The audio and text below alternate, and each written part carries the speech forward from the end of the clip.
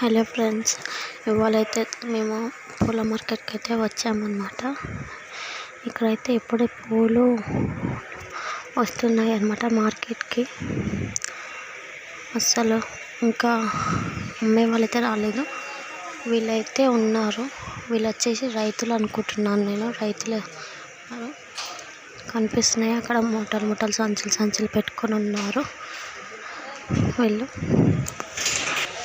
పూలు వచ్చేసి భలే కాస్ట్ ఉన్నాయి, 300 kg అలా ఉన్నాయి. చాలా హెవీ కాస్ట్ అయితే ఉన్నాయి ఇప్పుడు సీజన్ కాబట్టి.